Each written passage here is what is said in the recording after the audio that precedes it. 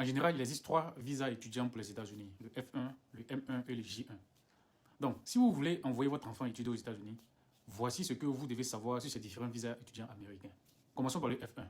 Le F1 est destiné aux études académiques longues, licence, master ou doctorat. Le coût de la scolarité varie de 20 000 à 60 000 $ par an pour les études, plus 10 000 à 20 000 $ pour le logement et la vie selon la ville.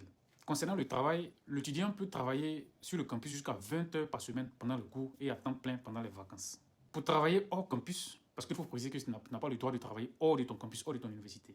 Donc, pour travailler hors campus, il faut des autorisations spéciales comme le CPT, pour un stage lié aux études, et le OPT, après le diplôme pour travailler légalement jusqu'à 12 mois ou 36 mois pour certains programmes STIM. Les programmes STIM, c'est les programmes scientifiques. Donc, le F1, c'est pour les études longues, avec possibilité de travailler pendant seulement 20 heures par semaine, dans ton université uniquement, en général, quoi.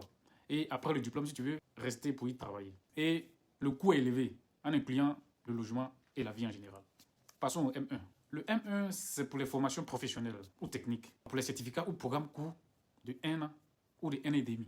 Les frais de scolarité varient entre 5 000 et 20 000 $ pour les études par an, plus 8 000 à 15 000 $ pour le logement et la vie selon la ville. Avec le M1, tu n'as pratiquement pas le droit de travailler. Il n'y a pas d'autorisation spéciale au PT comme avec le F1. L'étudiant doit se concentrer sur sa formation uniquement. La durée est courte et c'est limité à la formation exclusivement. Enfin, le J1. Le J1, c'est un visa d'échange ou de stage, souvent sponsorisé par un organisme. Il est possible de travailler avec le J1, mais c'est soumis à des conditions très strictes. Le coût de la vie dépend du programme et de la ville, parfois partiellement pris en charge par le sponsor.